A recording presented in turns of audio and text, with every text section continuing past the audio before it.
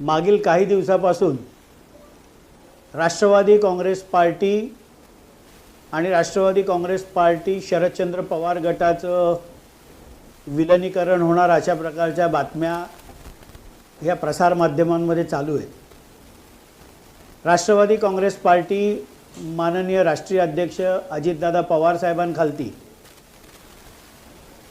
एक वेगळी राजकीय भूमिका आम्ही 2 जुलै 2023 रोजी घेतली आणि माननीय अजितदादा पवार साहेबांचं नेतृत्व मान्य करून राज्यातील अनेक लोकप्रतिनिधी, संघटनेत काम करणारे पदाधिकारी, कार्यकर्ते यांनी अजितदादांचं नेतृत्व स्वीकारलं। गेल्या काही दिवसांपासून ज्या बातम्या सुरू आहेत की दोन्ही राष्ट्रवादी एकत्रित येणार अशा प्रकारचा कुठलाही प्रस्ताव हा राष्ट्रवादी काँग्रेस पार्टी शरदचंद्र पवार गटाकडून आलेला नाही।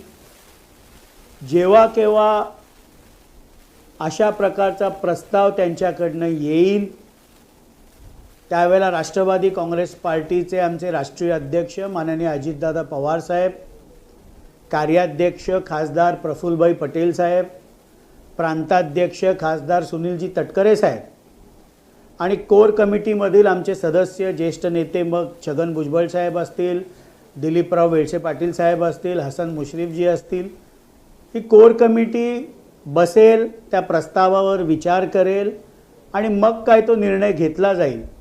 पण सध्या तरी कुठल्याही प्रकारचा प्रस्ताव त्यांच्याकडनं आला नाही।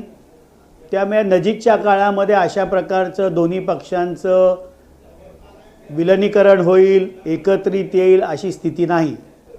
आणि ज्या ज्या लोकांना महाराष्ट्रामध्ये राष्ट्रवादी काँग्रेस पक्षाचे आमचे राष्ट्रीय अध्यक्ष माननीय अजितदादा पवार साहेबांचं नेतृत्व मान्य असेल आणि ते मान्य करून पक्षामध्ये कोणाला जर प्रवेश करायचा असेल तर आम्ही त्यांचं पक्षामध्ये स्वागतच करतो।